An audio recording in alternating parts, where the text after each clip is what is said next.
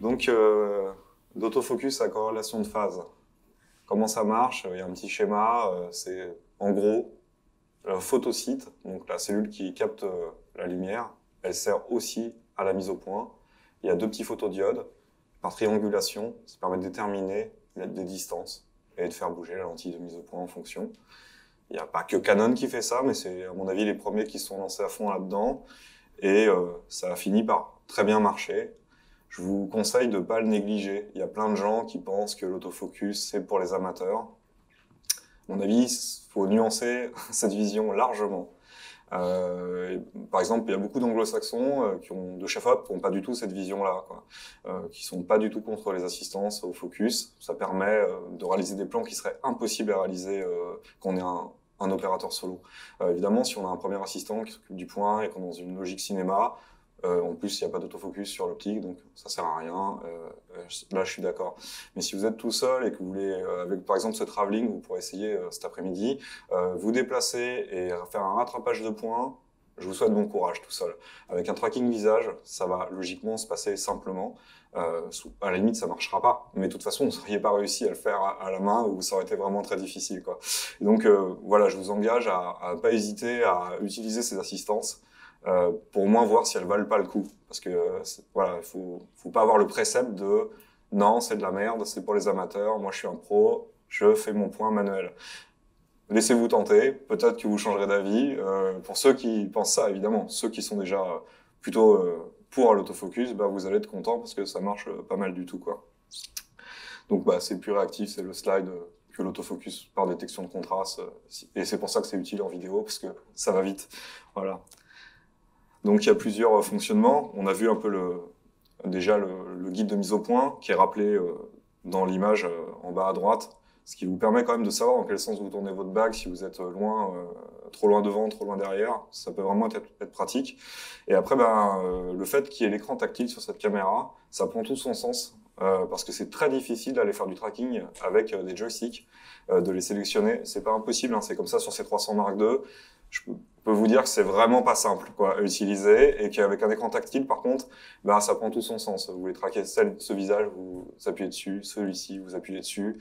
C'est, voilà. Ce que ça occasionne, c'est un petit tremblement sur la caméra quand vous le faites. N'appuyez pas trop fort comme des bourrins, ou alors retenez un petit peu l'écran avec un doigt derrière, parce que sinon, vous me direz, ça sera juste le début du plan avant que le point soit fait. Donc normalement, c'est pas forcément quelque chose qu'on garde, mais voilà, c'est la petite chose auquel il faut faire attention. Le joystick est toujours disponible, hein. Vous pouvez travailler au joystick, au viseur, ça marche pareil. Et donc on va voir qu'on peut faire du tracking visage ou du tracking de n'importe quoi. Donc c'est les vraies conditions d'exposition. On n'a pas fait trop de cadeaux à la machine. Voilà.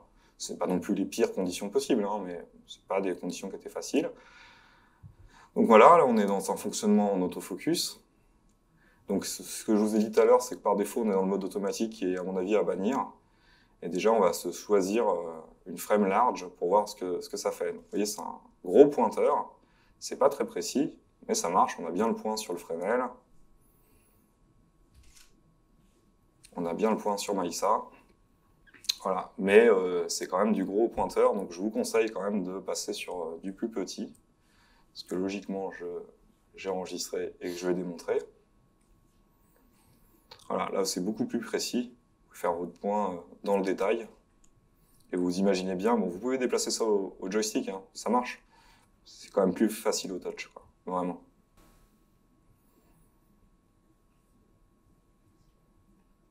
Là, on est sur la vitesse de l'autofocus.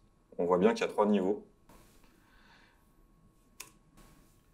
Donc là, on va aller sur une vitesse beaucoup plus rapide que tout à l'heure. Je ne sais pas si ça va se ressentir forcément, mais moi, j'ai l'impression que ça se voit quand même, qu'on va plus vite que tout à l'heure. Le point est fait à peine... c'est monté calé, hein, c'est-à-dire qu'il n'y a pas de triche. On est en temps réel. Hein. Alors, ça peut être bien quand vous faites du sport ou vous voulez être super réactif. C'est pas très naturel, quoi. Donc il y a aussi la version je calme le jeu, une vitesse plus lente. Là, vous avez des transitions qui sont un petit peu plus douces, progressives. à mon avis, un peu plus joli dans la plupart des cas. Mais ça, c'est une question de goût quand même. Hein.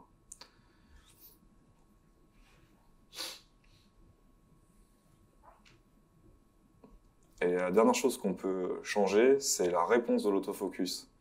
Alors, je vais faire une pause parce que j'ai déjà expliqué la théorie, parce que j'ai pas réussi à démontrer tout. Ça dépend de la scène et des conditions. C'est-à-dire que c'est pas sa vitesse, c'est sa réactivité. C'est-à-dire que quand par exemple quelqu'un va passer dans le champ, si vous avez une réactivité lente, il va pas se déclencher, aller refaire le point sur la personne plus proche. Si au contraire vous avez une réactivité très rapide, il va sauter sur le nouveau sujet. Donc selon l'usage, ben, ça peut se paramétrer. Et évidemment, il y a une relation avec la vitesse. C'est un autofocus qui est très lent à la réaction et qui est très lent à la mise au point. Ça va donner des choses assez naturelles. On pourrait presque croire que c'est un opérateur qui fait le point. Si vous avez tout qui est rapide, non. Par contre, vous aurez des plans où vous pourrez sauter sur n'importe quel sujet pour du sport, des choses comme ça. Ça peut être pratique. Donc j'ai réussi à démontrer la réponse basse, un individu qui se pointe dans le champ et le point n'a pas changé, quoi. C'est la réponse rapide. J'ai pas réussi dans cet univers-là à la mettre suffisamment en évidence. Alors là, j'active la face et detection tracking, qu'on aurait pu attribuer un bouton, hein, c'est ce qu'on a fait tout à l'heure. Et vous voyez, ça marche direct.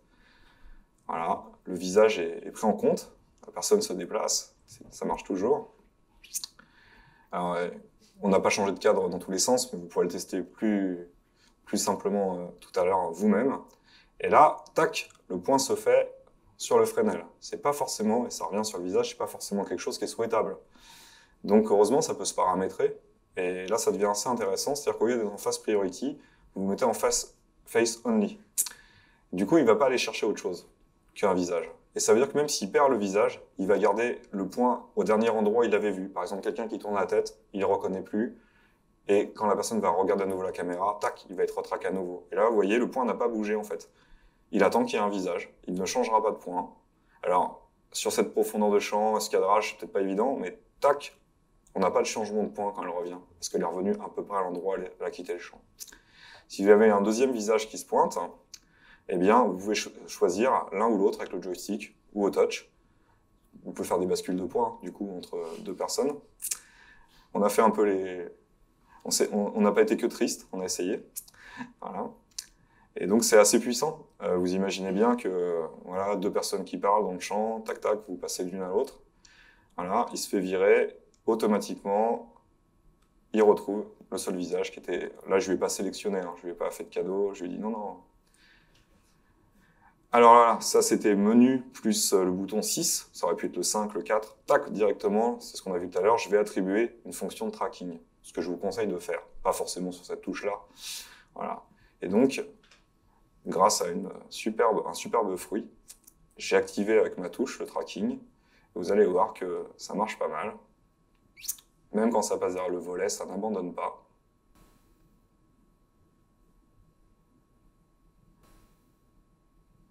C'est une fonction qui est assez utile et ça peut même marcher sur un visage. Hein.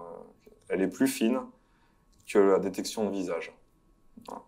Là, on a fait le tour de tout ce qui est fonction d'autofocus continu. Il y a un autre mode, qui chez Canon s'appelle la F-Boost Manual Focus, je ne sais pas si je le prononce très bien, que j'ai essayé de décrire dans cette vidéo-là. Donc, vous êtes en point manuel, mais vous vous mettez quand même en autofocus. Alors d'abord, évidemment, on va mettre le mode concerné. Je passe donc en autofocus, et vous avez vu, vous avez un petit pointeur qui est jaune, et dès qu'il va accrocher quelque chose, il va devenir blanc, et lui, il finit le point pour vous. Alors, moi, j'y vois pas un énorme intérêt. Il y a peut-être des gens que ça peut intéresser. Évidemment, vous pouvez déplacer ce collimateur comme vous voulez. Alors là, il a fait le point tout seul parce qu'on était suffisamment proche. Mais hop, avec la bague, je me mets au flou. Il n'ira pas le chercher tant qu'il est jaune. C'est vraiment, je me rapproche manuellement. Et là, tac, lui, il finit. Je ne sais pas si c'est bien clair comme fonctionnement. N'hésitez pas à me dire si c'est mystérieux. En gros, ça revient à choisir votre collimateur autofocus avec la bague de mise au point et de le laisser finir pour vous le point. Alors moi, je trouve que ça manque un petit peu de naturel, puisqu'il finit pas forcément comme vous aviez commencé. Voilà. Maintenant, ça peut être une manière pratique pour les gens qui sont réfractaires aux autres autofocus de découvrir. Vous voyez, là, c'est moi. Et tac, il finit lui. C'est pas pareil, quoi. Voilà. Mais c'est un fonctionnement qui est possible avec cette caméra. C'est possible avec, d'ailleurs, toutes les nouvelles caméras Canon. À vous de voir. Voilà. Donc là, on a fait le tour des options d'autofocus. Et est-ce que vous avez des questions? Bah, évidemment, je vais quand même faire le petit résumé. Vous vous rendez bien compte que c'est appréciable, quand même, surtout sur un capteur 1 pouce. Hein, c'est pas aussi facile de faire le point que sur un 1/3 de pouce pour ceux qui viennent des petits capteurs. Et vous allez voir que c'est un petit peu plus difficile. C'est pas aussi difficile que sur du Fiber 35, mais c'est un petit peu plus difficile. Et ça permet donc de réaliser ce qu'on disait, des plans impossibles à faire seul. Voilà, je vous conseille d'essayer au minimum. Tu parlais de la C300 Mark II tout à l'heure, mais sur la C300 Mark II, il y a vraiment une différence entre les objets, les visages, où il est vraiment capable de... Oui, tout à fait. En fait, globalement, il y a exactement les mêmes assistants sur C200 et C300 Mark II qu'il y a sur la XF705. La manière d'y parvenir n'est pas la même. C'est-à-dire que sur C300 Mark II, on n'a pas de touch. Et je peux vous dire que c'est hyper pénible d'aller choisir un collimateur autofocus. Alors, soit on a le joystick, soit on a une sorte de roulette sur le côté. Et c'est vraiment hyper pénible. Alors maintenant, Vincent allait le dire, mais je vais te le voler. C'est qu'on peut mettre l'écran tactile de la C200 sur les C300 Mark II, ce qui permet de rebooter au joie de quelque chose d'efficace. Et ça change vraiment l'usage radicalement. Voilà. Et ça marche exactement pareil. Sauf qu'évidemment, c'est un petit peu plus prononcé les questions de points parce que le capteur est beaucoup plus grand. Et que là, sur certaines scènes, c'est pour ça que j'ai été obligé de rajouter le Fresnel en premier plan, parce que entre le fond et Maïssa, la différence, moi je la voyais, mais elle était pas énorme sur un champ assez large comme ça. Si on avait été plus serré, ça aurait été évidemment plus criant, mais du coup on n'aurait pas pu faire les déplacements, etc. Enfin bref, j'ai fait un compromis, voilà. Mais ça marche sinon exactement pareil. Et d'ailleurs, moi, à titre personnel, hein, j'aime bien la C200, la C300 aussi parce qu'il y a ces assistances-là et qu'on fait des choses un petit peu difficiles seul. Ça nous permet de ramener pas que des plans flous, quoi, très honnêtement. Et c'est un petit point fort de ce type de matos chez Canon. C'est pour ça que moi j'aime bien. Voilà, et c'est pour ça que c'est assez utilisé en documentaire, y compris en documentaire hollywoodien, parce que ça permet à une équipe réduite quand même de se débrouiller à faire à la fois des plans léchés et d'arriver à les ramener, de les sauver, quoi. La même chose avec une FS7, hein, qui est une très bonne caméra, c'est beaucoup plus difficile. À cause de ces absences d'assistance. Alors après, si on a du moyen humain, on obtiendra le même résultat, voire même la bascule de points sera exactement comme on le souhaitait. Ça, c'est sûr. Et il y a possibilité de déporter le touchscreen? C'est-à-dire? Est-ce qu'on peut, en prenant un moniteur extérieur qui lui est tactile, de déporter le tactile? Non. Alors, on va l'aborder cet après-midi. Il y a une possibilité, puisqu'on peut attaquer la caméra par le réseau. Ouais. Et donc, si on a un périphérique qui est tactile, modulo du lac du Wi-Fi, ça va marcher. Mais alors après, il y a peut-être des constructeurs tiers qui ont développé je sais qu'il y a des écrans qui sont tactiles. Je ne pense pas que ça soit compatible, mais peut-être. Voilà. Il y a un autre moyen, c'est qu'il y a une télécommande vendue fort cher chez Canon qui fait ça aussi. Voilà.